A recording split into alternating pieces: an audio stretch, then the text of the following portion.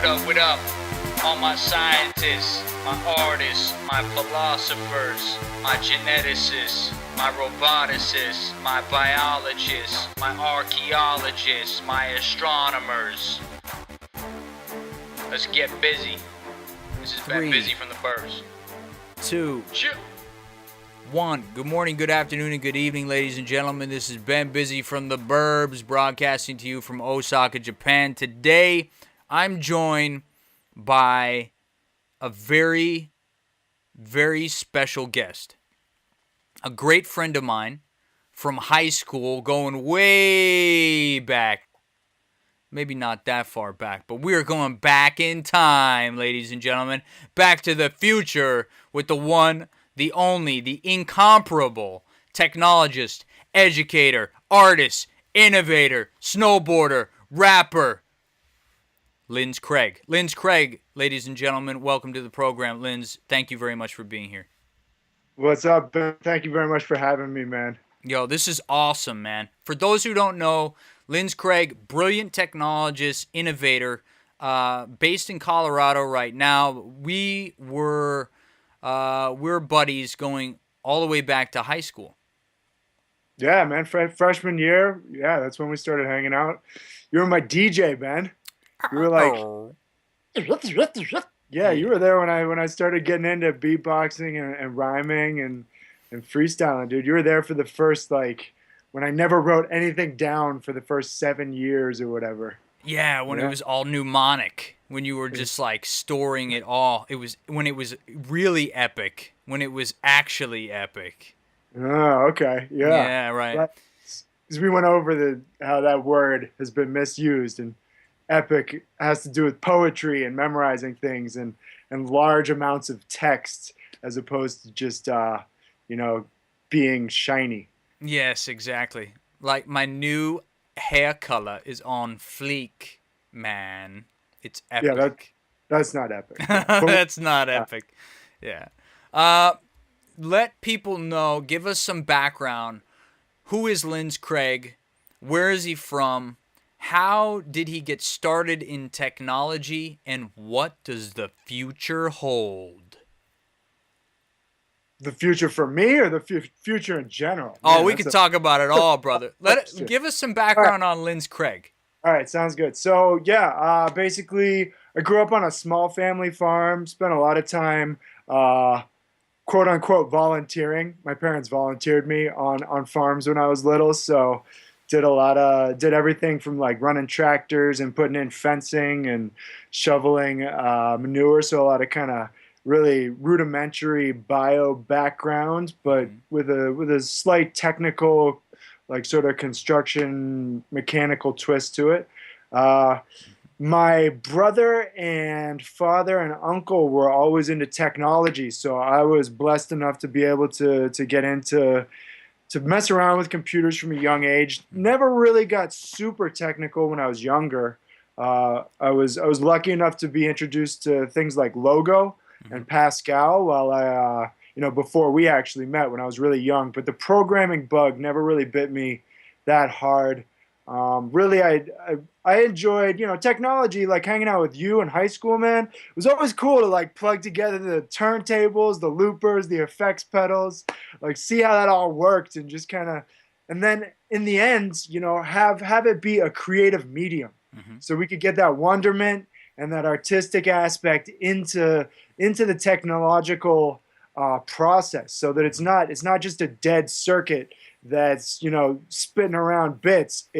We're controlling the bits and making something not necessarily always beautiful, but ideally trending towards beautiful, or at least interesting. Right. And then you went to college, right? Yes, yeah, that's true. And things went to a higher level there. Yeah. What's your background, your educational background? So it was interesting. I went into college, and having that background with the family and the early exposure, I thought to myself, I really want to get into programming, computer science. That's where the future is. Right. I know that's going to be huge. Also, I want to get into education because I see both of those as kind of Archimedes levers, Archimedes fulcrums, a way to move the world. Yes. But it was interesting because I took Java 121 Mm-hmm. in college, Mm-hmm. and I had to drop it because it was just so dry and so stale for me, Right. and I didn't want to be creating. I didn't. It was information that was very important for me to get, Mm-hmm. but the delivery method was not what I was looking for. So Oh, I it's dropped. so dry. So dry, like making a clock. I don't know. Yeah. Sweet. Right? Yay! Tick tick tick. Yeah. Yeah. So I dropped that. I picked up ComSci 596, which was like 3D animation, Mm-hmm. and wound up doing video game design, 3D animation, uh, things like that, Mm-hmm. along with education and then art. So Mm. so claymation and cell animation, stuff like that. And yeah, I did a lot of that. I also kind of complete non sequitur. I wound up driving buses. I've always had a fascination with driving vehicles. So I got my CDL license and I started driving buses and driving trucks. And I really liked the idea of kind of like, these disparate ideas. People Mm-hmm. don't think of truck drivers as being, technically apt Right. or technologists. But as I was talking with some guy in Michigan, and he was saying, "Oh, you're on the boondocks now. You don't think of us as the people who are going to be using technology." And I told him, "You know what? Like I grew up on a farm. Yeah. Often those guys, those are the ones figuring out how to fix everything." Yeah. Like back up, Yeah. mofo. Yeah, like, You don't know me. Yeah. So he backed up. He was like, "Oh wow, yeah, okay, you're right." yeah. Mhm. So yeah, I was kind of trying to bring those together, and then intertwine the art and the education aspect because I saw that education was going to be crucial for the future as far as technology goes. Okay. Building all this infrastructure, if we don't actually educate people how it works top to bottom, and Mhm. we just learn about the top layers, what happens when the people who built the bottom layers, when they shuffle off the mortal coil, then what happens when something breaks? You need people who understand the whole system, nuts and bolts. Right. So that's why education is important. Then when I finished college, I actually I fell off of the technology tip like a little bit, and I wound up doing more of the education aspect. Mhm. And I worked with a group out here in Colorado called Open World Learning, teaching after school programming. And I was one of the few people who actually had a programming background. Okay. So I quickly, I was pretty apt at that, and the kids really loved it. And Were you teaching got a chance. logo or some So it equivalent was something to called that? Micro Worlds. It was developed with Seymour Papert's work, Mhm. and it was developed at MIT. But yeah, it was kind of next gen logo. Okay. It was like just before Scratch. Yeah. Right. Scratch. Yeah. Yeah, it's great stuff though, and I got to crack fart jokes and like the Good to go. kids. Yeah, the kids thought it was amazing that this guy who knew about programming was talking like Yoda sometimes. Yeah. So that was really really cool, and there was I get to stay with the same kids for like 3, 4, 5 years because they're moving through it. That's great. Yeah, so really got to help them with some huge progress. And then I got a job with Sparkfun Electronics, who are the forerunners of open source hardware. Mhm. These dudes are some amazing people, just wonderful people in Colorado. Basically, I started teaching Arduino right before it like blew up and became huge. Mhm. So working with microcontrollers, and that's really where I started to work with sensors, Bluetooth, RF, and all that good stuff. Mhm. And I really like it helped me get some of my programming chops back that I was telling you I'd kind of they've been lost to the fart jokes and the education aspect. But so yeah, then I toured the country, basically doing workshops in museums, people's attics, K through 12 schools, universities, Street corners, street. laundromats, whatever you needed. Yeah, dude. Just basically any chance I got to be like open source hardware, open source hardware, Right. electronics, programming, education, future. You're like in a 5-star restaurant, like Oh yeah, dude. wherever. So, you're at Sparkfun now. Explain what happens, because at some point you went from one level of educational outreach to what some might describe as a completely different, higher order of magnitude level of educational outreach in your work overseas, in Africa, in Uganda. Okay. Well, I never really thought about it like that, but yeah, I guess that's true. So basically, working at Sparkfun, and well, first of all, back up for a second. So absolutely wonderful working at Sparkfun, like getting my mind blown every single day. Okay. We'd go to events, and I'd wind up talking to the guy who's doing, the prototyping for sonic elevation, or sonic, not elevation, but Levitation. levitation. Yeah, sonic levitation. So like, I actually talked to one of the guys who was actually working on a prototype to do that. So you kind of very quickly, like, you're doing amazing things, and a lot of people are like, "Oh, you're so smart! You're working with this stuff." And at the same time, we're going to tour JPL, and I'm very aware of how deep this pond is, and the fact that I'm a little tiny minnow, just kind of paddling around.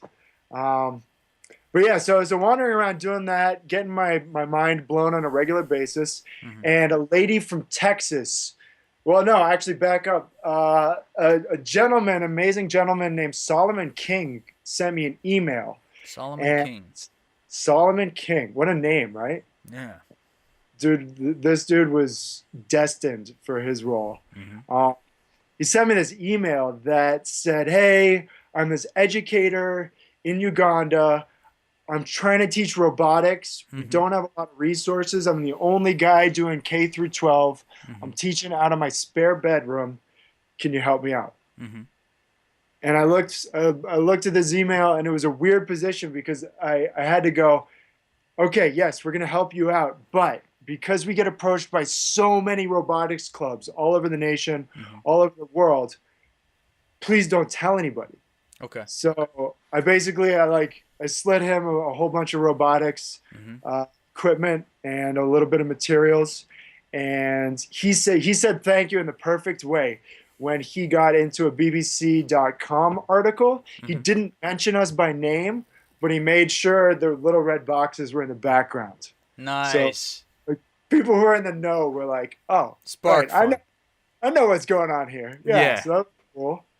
So fast forward a couple of years, this lady from Texas, Sandra Washburn, who runs a nonprofit organization called Oysters and Pearls, she hit me up through customer service at Sparkfun, and she said, "I need you to help me figure out what I want to buy to bring to teach robotics in Uganda." So she was working with blind students. Okay. Getting them resources, because they're a fairly marginalized, or they were a fairly marginalized population in the educational landscape. Right. And so she's just bringing them all sorts of resources, and she's always reaching. So she wanted to bring in some robotics, and I said, "Okay, you want to buy XYZ?" Because I've been doing this for 3 or 4 years at this point. She said, "Okay, now I need to know how to use this stuff." So I said, "Here's some free resources," because open source education was another front that I was sort of championing while I was at Sparkfun, the idea of free resources. This was before massive online Khan Academy and Wikipedia and stuff. For all of that. So like, we're sort of at the beginning of all of that. So I was plugging her into the free resources. She goes, "Okay, I'm going to swing through Colorado. Can you give me a training?" Okay. And I was like, "Sure." So we hung out for an afternoon, and became pretty evident that she wasn't going to be teaching this stuff. Okay. So I was like, oh, this is a lot to teach. You've had Right. like 2 days of training. Yeah. Uh, some people work at this for like 3 years and are still no good. Right. Uh, but I'll support you as much as I can. I'll keep sending you resources. Hmm. Fast forward a couple months, I'm doing a workshop. Actually, I'm doing a couple of workshops. I was doing the Make a Makerspace workshop where I taught Arduino to 150 educators from hackerspaces Nice. and educators all at once Hmm. out of the Artisans Asylum in Somerville, Mass. Ah, yes, Artisans Asylum. Yeah, so That's we kind of were a legendary hackerspace there in Massachusetts, along yeah. with Willoughby and Baltic and the Sprout people as well. Yeah, Sprout that's space. actually so that's where I like there's two guys who are actually doing a robot, like the first like mecha jousting or like mecha warrior bout. Yeah. Uh, One of them, the guys who were originally doing Hexy, they came out of that place. Okay. Artisans Asylum.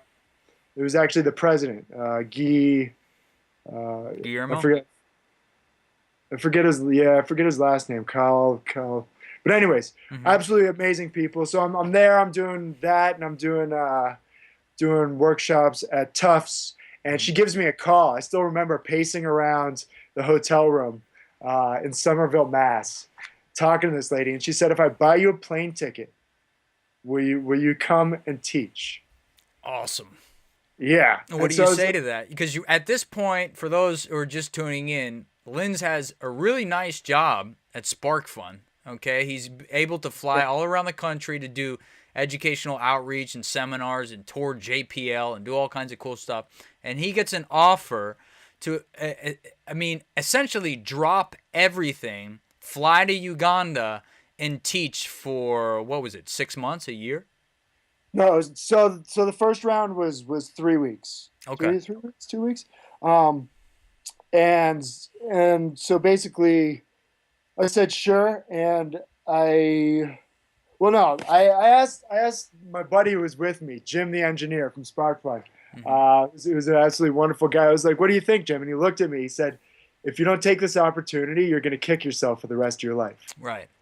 So I said, "All right, cool." I'm one of those people who kind of, if there's a snowboarding jump and I don't know what's on the other side, I'm probably still launching. Can you describe who is this Jim the engineer like character? Is he a very stoic kind of like wizardly kind of man, or who is this Uh, individual that gave you this advice? Very, very quiet young man who was originally doing audio circuitries Hmm. and winds up doing a whole bunch of PCB work, Hmm. PCB design work, printed circuit board design work Hmm. at Sparkfun. Sort of a quiet tour de force. One of the guys who very quietly gets a whole lot of stuff done. Wise beyond his years, and he gives you the choice advice: go or you'll be kicking yourself. You know, maybe Yeah. not today, maybe not tomorrow, but in 5 years you're going to be regretting that you didn't take this chance. And So, this is the type of guy who memorized the words in Korean to Gangnam Style.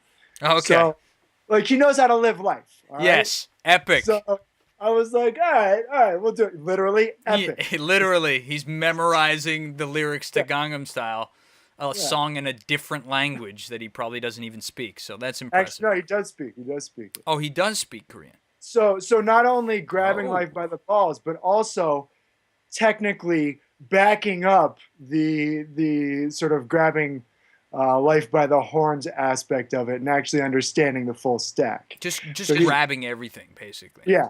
So not just lip service to this, like understanding things. Actually doing. Yeah. Right. Yes. Yeah. Okay, so you get the advice and you're like, oh, okay, I'm going to go to Uganda, and you just walk into your boss's office and you're like, "Look, motherfucker, I'm going to I'm going to fucking Uganda." And they're like, No. And so I said to my boss. So I mean, we had established the department together. We had a pretty yes. strong bond. I said, "Is it cool if I take if I take my vacation time Hmm. to do this?" And basically, she said, "Yeah." And then I pushed it a little bit further. I said, "So I'm going to be taking a bunch of Sparkfun stuff, Right. Will you hook me up with some time as well? Okay. And she said, yeah, okay, we'll pay for some of the time. And Awesome. it wound up, it was a little difficult because, mind you, at this point, I had been wandering around the nation in an RV, working like ridiculous hours, teaching in museums and all this stuff. And then I take off on the plane and I teach, and I stayed at this orphanage.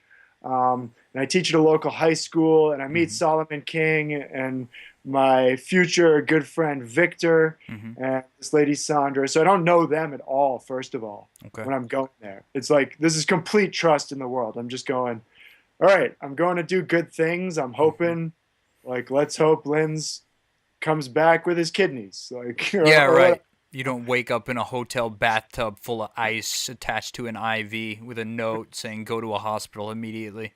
Yeah. But like wonderful people. But it was a little difficult because I wound up, I should have, honestly, in retrospect, I should have taken that time to kind of as downtime for myself, because it wound up, it led to a little bit of burnout.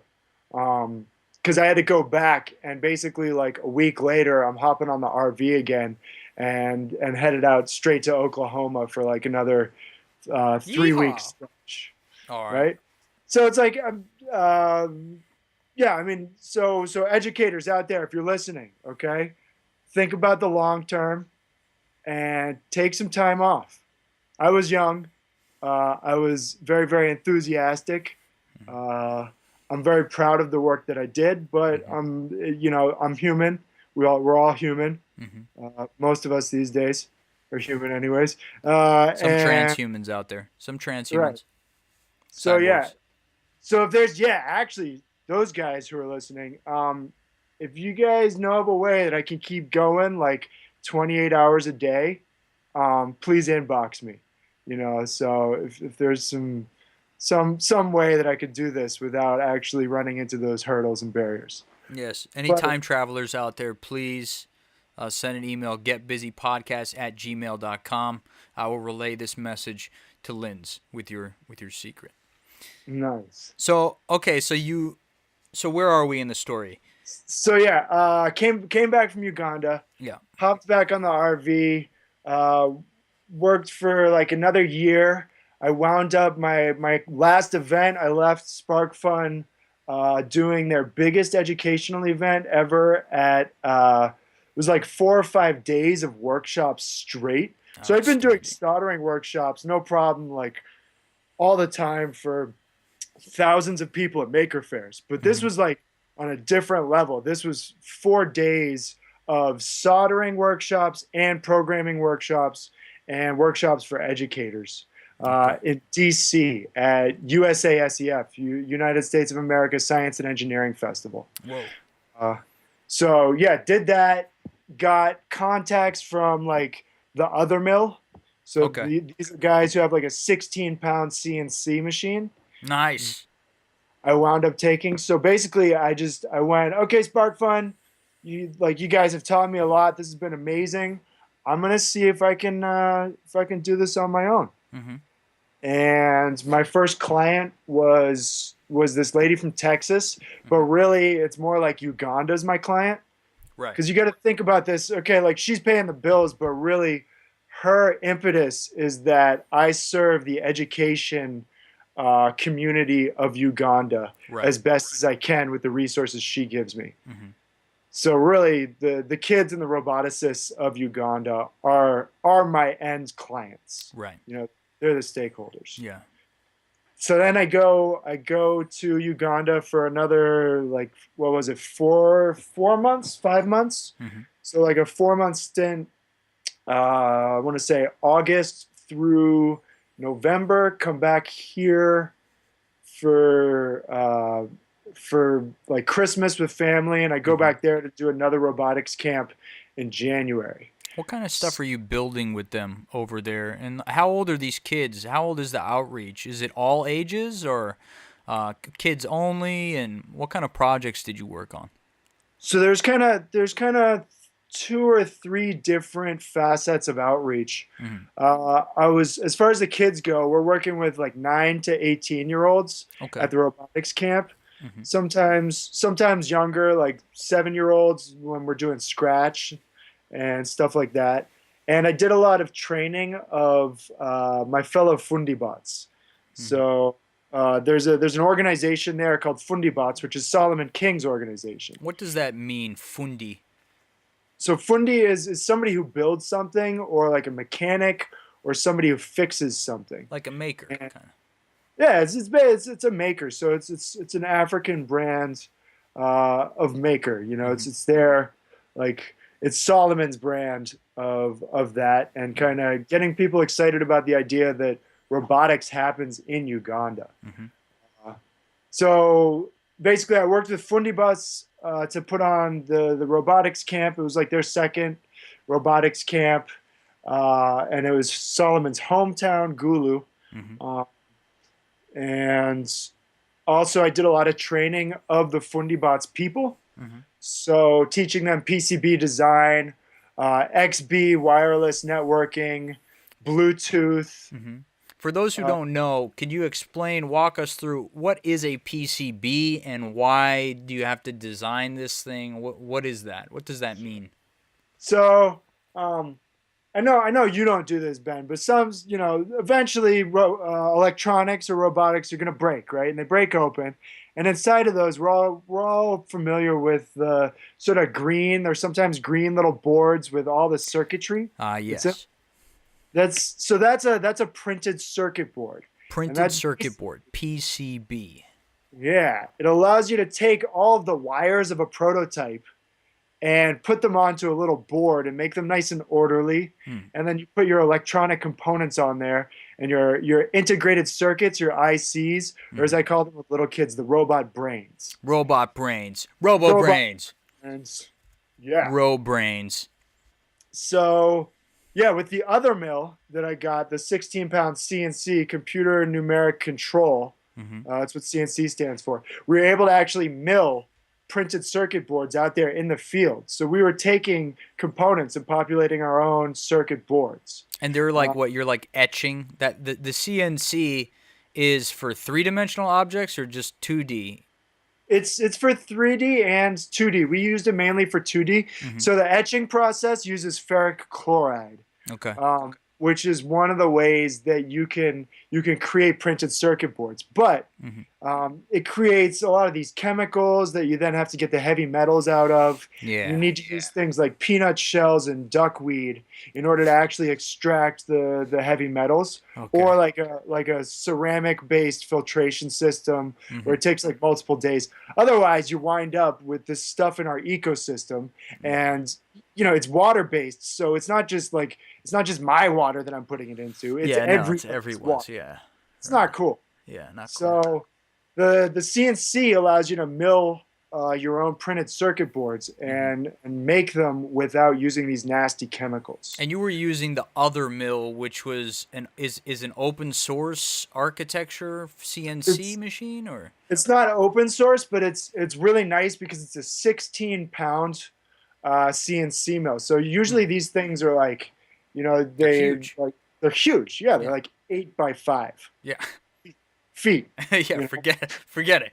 Yeah, You're not taking that on a plane to Uganda. I mean, you yeah, could ship it in parts or whatever, but no. Yeah, so 16 pounds, that's awesome.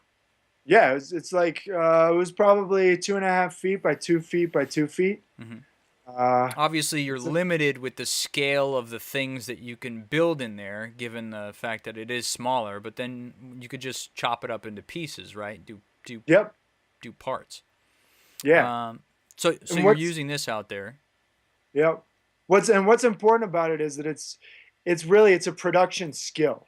Hmm. So one of my goals was not to bring stuff over there that's kind of saying, "Hey, check out all this consumer stuff Right. that you need to buy in order to build your ecosystem of education."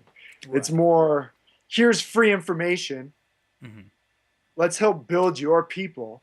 Right. Uh, and ideally it leads to production in country and is actually a top to bottom solution. So you're creating a better economy, you're creating smarter people, which hopefully trickles through to the healthcare sector. And then you got the innovation aspect with technology, where immediately you can be doing things like integrating oxygen sensors. We also did some farm automation work. So we created 3 designs to help guys with like their piggery.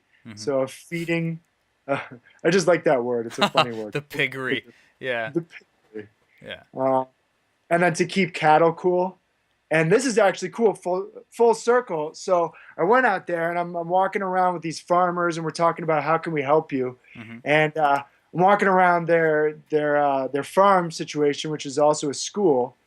And my farming background shines through a little bit because we're talking about what they're doing. And I'm going, oh yeah, are you taking this chicken manure? And you're like, okay, technology's cool, but let's talk about the bio aspect.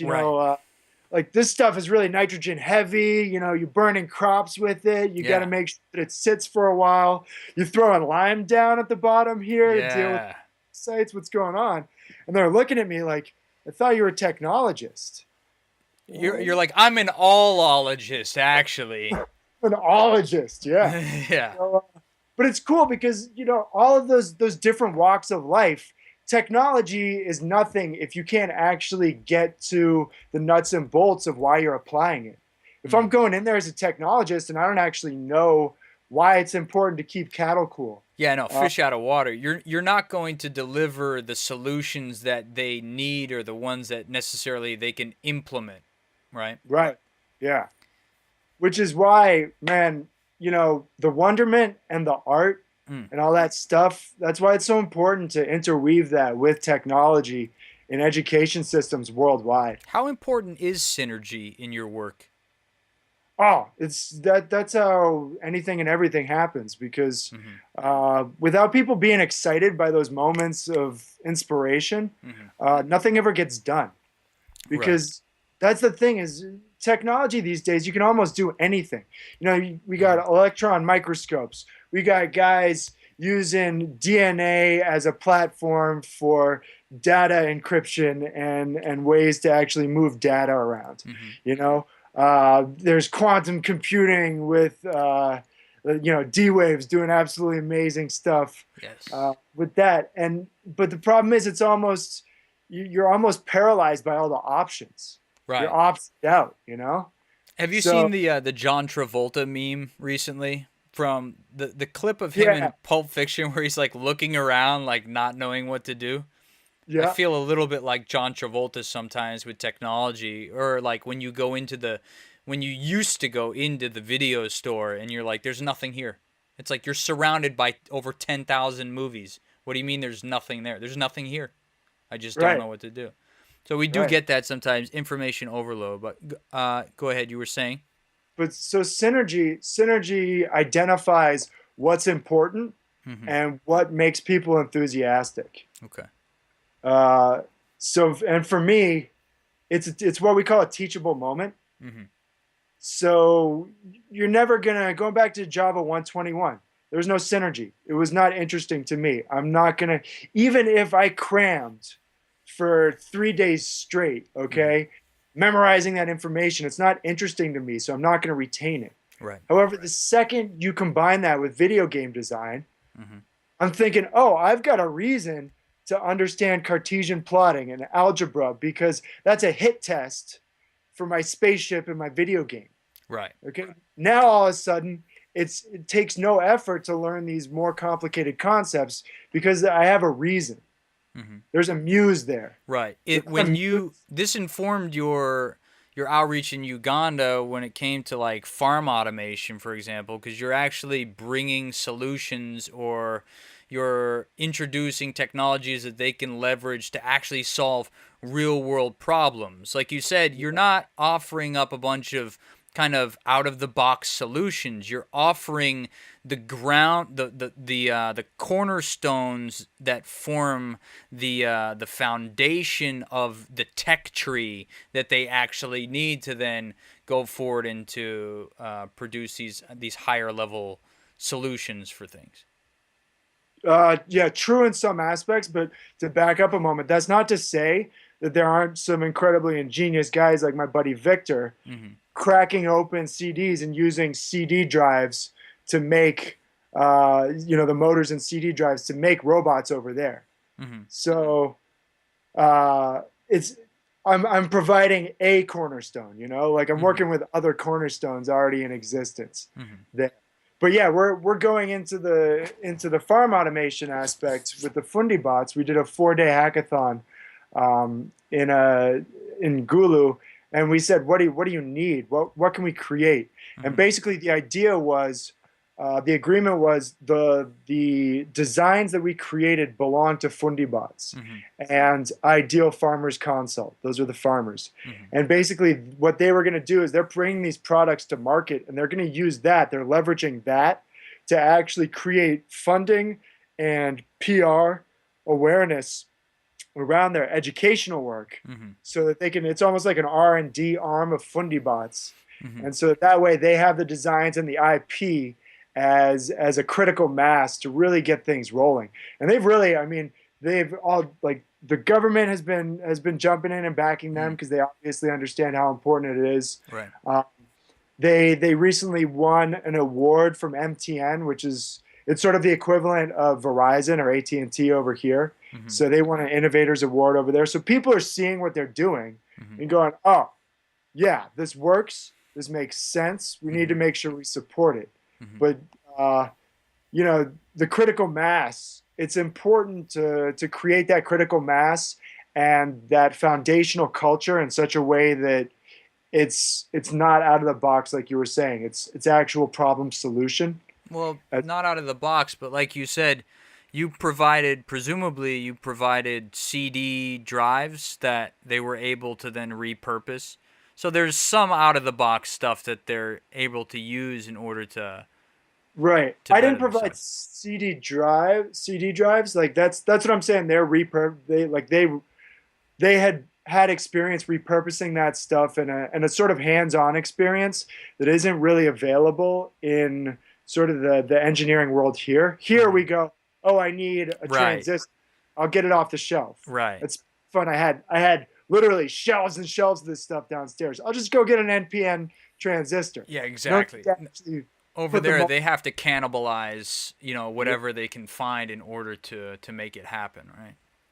Right. But yeah, I was bringing stuff like, I was bringing sensors over there, multimeters, oscilloscopes, free software, all that good stuff. Microcontrollers, Texas Instruments, big shout out to those guys. They made a huge donation. Nice. As well as Sparkfun. Mostly skills based though, like you said, right? Like you're looking to teach skills, not just give away products. Yeah. And soft skills as well. So how do you actually train other educators? How do you make sure that the kids are having fun and creating a culture of not hierarchical knowledge, but lateral knowledge? Like a holacracy? Are you familiar with holacracy? I am not. Holacracy is this new, I guess it's not so new actually, but it's the new, what do you call it? Like organizational system structure or organizational governance in which authority and decision making, this is from the wiki, are distributed through a holarchy of self-organizing teams rather than being vested in a management hierarchy. So it's kind of like round table, but it's organization. It's situation. What is it? Situation dictates kind of organization hierarchies. So if we're working on a project that requires an electronics expert, for example, you would naturally be the team leader, right? Whereas if we're working on something that might be more like a marketing or PR based or communications, I would be that person, right? So it Sure. depends Yeah. like Yeah. on what the project is, what we're talking about. Yeah. Yeah. That makes sense. It's a lot. Yeah. It's a lot more fluid. Flat, right? Yeah, flat. Hmm. Because the other thing, like the kids will teach you stuff sometimes too. Awesome. They'll say stuff. They'll go, "Oh, this just seems obvious," and Awesome. you think to yourself, "Yeah, that's really obvious. Thank you." Why didn't I think of that? Yeah. Yeah. So Um, being humble enough to say, "Yeah, I think that a 7-year-old with no prior exposure to technology can teach me a thing or two." Yes. It's like, why not? that's awesome. Um, so now, so we have a little bit of past, present, the future. What is Linz Yeah. Craig working on? The future is bright. Oh man. Okay, so Where are we going? I came back from Uganda, and I basically holed up in my house, and I had created 4 prototypes Nice. because I wanted to start my own product-based company. Mm-hmm. You know, doing educational outreach, but I was more interested in solving some more interesting technical, getting up to technical chops because Yes. like I said, I got to meet people at JPL, so I was Awesome. very aware, like, oh, I, I don't know all that much. I know just enough to know that I don't know all that much, but I would like to dig deep. I'd like to learn a lot more. So I holed up for like uh, 2 or 3 months, and I created 4 prototypes. Mm. And worked on various projects for a couple of clients that I had, Mm-hmm. and worked on curriculum for a couple of robotics companies. So I created things like a video game controller using Bluetooth, Mm-hmm. and some RF technology. Created a couple other prototypes that I kind of ditched because there's a possibility going further, but you kind of got to go, this isn't that interesting. I'm gonna put my energy elsewhere. Yeah. Also created so I'm really into beatboxing and rhyming, but I haven't Mm. been doing it as much as I should because, Mm. uh, strangely enough, there hasn't been a bunch of spare time in my life Right. recently. So I made a looping system and an MP3 trigger that uses like wireless technology so that I can trigger samples that I create Cool. and put that into looping. So I'm just now actually getting to the point where I might start performing with that. Mm-hmm. Um, but now I'm going back again for another round of robotics camp in Uganda in January for 2 months, Mm-hmm. and I'm founding a company around educational technologies. So it's Outstanding. like it's like building blocks to teach computer programming. So we're gonna try to teach 5-year-olds how to do computer programming, so they don't have to know how to read Mm-hmm. or write, and they can use tangible objects to like program a robot. That sounds awesome. Now, what is the name of your organization? You're working with a group, presumably out of the hackerspace where you're near where Right. you're currently residing. Yeah. So after I holed up and created those prototypes, then I was like, I guess I got to go back out into the world, like. Yeah. Uh, so I went to my local hackerspace or makerspace, Tinkermill, which is Tinkerman.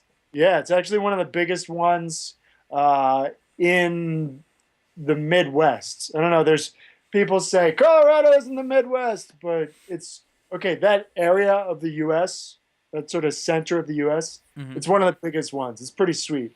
Are there a lot It, of Sparkfun people that frequent that spot? Because I know Sparkfun's in Colorado too, right?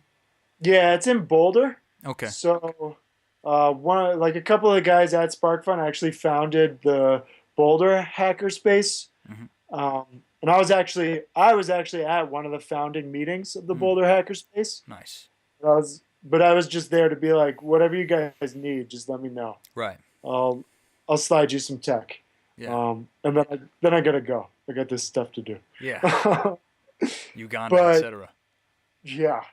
Um, no, funny enough, there aren't a lot of Sparkfun people at Tinkermill. My old boss was one of the founding people, but Hmm. she's since kind of bowed out a little bit. Okay. Uh, no, it's more. I don't know. It's interesting. It's an intersection of artists Hmm. and technologists.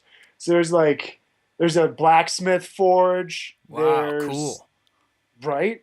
There's a dude who builds satellites. Who's like this actually second dude, Jim, my Hmm. other Jim, the engineer friend, Hmm. who's who I was geeking out pretty hard with today. Are we talking CubeSats or like actual giant like unfurling solar panels satellites? Like Yes, yes, and yes. So he's nice. actually so check out how bad this dude is. And when All I right. say bad, I mean bad meaning good, not bad meaning bad. Yeah. For all of you guys who aren't down with lingo, you know, Not like bad bad, meaning bad, but bad meaning good.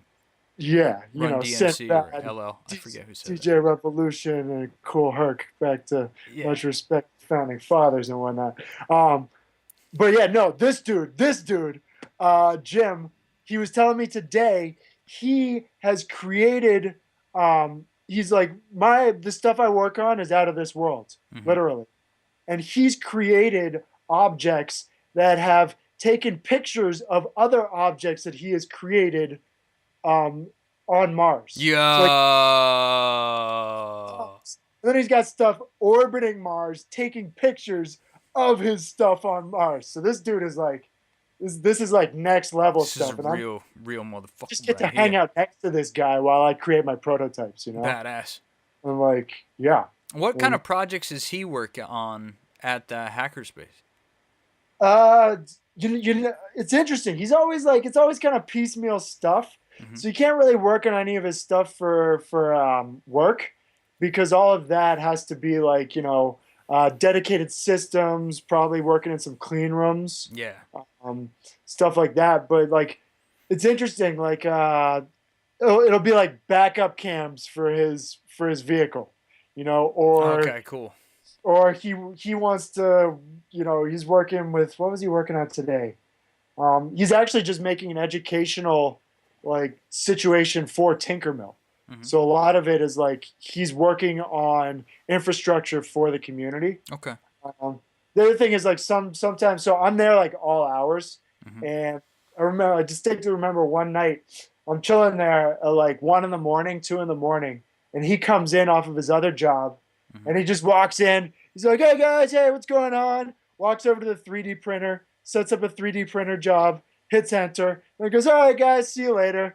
And like leaves, and this so you don't know what he's printing. It's just the Right. thing just. Right. Right. You're like, yeah, that's probably going into space. I don't know. That's awesome. Yeah, so like absolutely amazing people, dude. Wonderful people. So your organization now that you have, and I know, like you said, that you had developed this prototype and that you're looking to market. Are these comprised all these people or were members of Tinkermill at one point or another?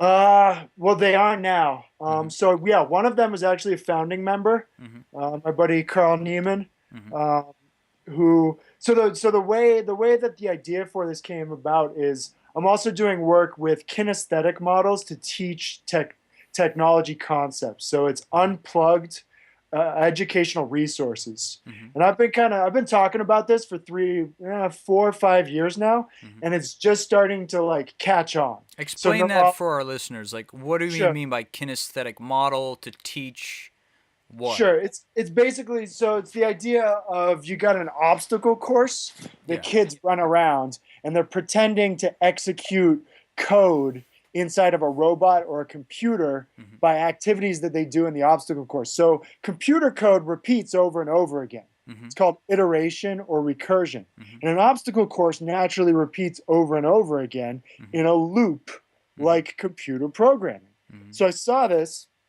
and I said, "Oh, this is a great way to get kids out of their seats, away from the screens." Okay? There's many different types of learners, and kinesthetic learning, learning with your body, Hmm.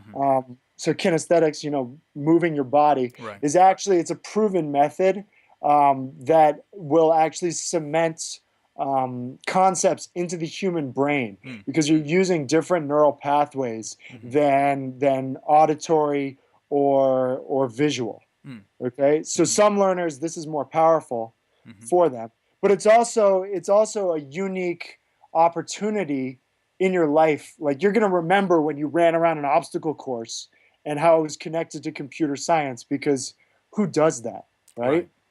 And so that sticks in your brain. It's just another way to get kids, because this is such an abstract notion, man. Variables, integers, Yes. all that stuff, supremely abstract. But once you throw it into an obstacle course and you correlate, the number of times I've shot a basketball at a hoop with a for loop for iteration, all of a sudden it sticks in your brain, because it's a physical, it's an actual physical way to show those abstract Right, concepts. exactly. So this is one of these projects that you have slated for release through your organization is some kind of some tool or some set of tools to help kids learn how to program. Yeah. So yeah, I got a wide variety of tools for that, like relay races to teach serial communication. So serial communication is how machines communicate information back and forth in bits and bytes, little ones and zeros. And so I've created like a serial relay race to teach these concepts. So the idea is you get your phys ed teacher working with your technology teacher. Bam. I'm actually doing that. Yeah, bam. Right? Synergy, baby. Yeah. I'm doing that next week with a school here in Longmont, and basically documenting that. But my partner, one of the founders of Tinkermill, he saw this when I was doing this at a local festival, educational event type thing, and he said, "Wow, that's really cool. How can we use this to teach robotics in a product form?" And so he started working on that, and I was like, I said to him, I said, if you need somebody on the team who's been thinking about this for 15 years, bingo, I'm that dude. Your guy. Yeah. And then I also got this other, he's become a really good friend of mine. This other guy he's the type of dude who just gets stuff done. This guy, Delphin. He was the third sort of founding member. So now we all just chill in Tinkermill next to these people, like blowing glass and making robots and, awesome. Doing all that stuff. Where can people find out more about your work, your group, your company, and maybe Tinkermill or anything else having to do with you and your work? Sure. So Tinkermill is at tinkermill.org. So that's the hackerspace. Me personally, so I've got a couple different hats that I wear, a couple different companies. My personal company, as far as educational services and where I sort of silo a bunch of IP and where I do that kinesthetic work, is lindseycraig.com, linzeecraig.com. And then we're almost too synergistic, Ben, because I actually don't have a name for my other company yet. So synergistic. This company doesn't even exist yet. It's from the future. Yes, and you don't even have a name for it. Check this out. We've got this is how you know we're all technical dudes. We've got a prototype. Testing is lined up for the next 2 weeks, okay? Yeah. We've got a PR system that's already starting to roll. Yeah. Right? And we're researching like grants and all that good stuff. Don't have a name. Awesome. That's awesome. So I'd so much rather be networking and connected to people that are in that position than people who have like all of the marketing and the flashy graphic design and everything, but no substance, Right. We're almost too substantial. You're too substantial. How dare you, sir? How dare you not be more shallow and vapid in this day and age of Instagram epic fleek communication Oh, no, science. it's a problem, man. It's a problem, and I plan to not address it. You know? Yeah, just leave that one alone. You should Yeah. get an award for being too substantial. Right. That's why I'm partial to like. I'm not really a big brand guy anyway. Really, like, I would prefer my clothes were unbranded, my shirts were unbranded, etc., etc. But Yeah, me that's too. just me. I I want to feel like thank it's you. more stylish too. It's more stylish. You know, Yeah, it it's like is, right? You you know, you are the brand. Like, that's what I'm saying. That's what I've yeah, been trying to say. yeah. Ben busy. Been Ben busy. busy in the Oh, house, chilling with Linz Craig of the yet to be named ultra futurological, the allologist, the dude, technologist, the artist, the innovator, the rapper, the snowboarder. Linz Craig, thank you very much for being on the program, man. I really appreciate it. oh, my pleasure, Benny.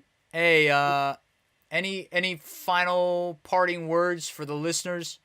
Any messages to potential science communicators or science educators out there who may be listening? Yeah, a couple. First of all, if you like, hit me up. Uh, Lindsay Craig at gmail.com. LinzeeCraig.com. If you're working for the betterment of humanity, just on a crass on a not on a crass level, on a cross platform level. I was trying to say too much there. On a cross platform level, just like however you're doing it, get in touch. But most importantly, technology can be a plow or it can be a sword. Hmm. Okay, and that application of that technology, it's up to us. And the more we talk about it, and the more we build the infrastructure, um, the more we're going to tend towards plows, and the better off and the more long lived humanity and this little tiny blue dot is going to be. So I firmly believe that it can be a force uh, for sort of the longevity of our genes as a planet and just sort of life in general, you know?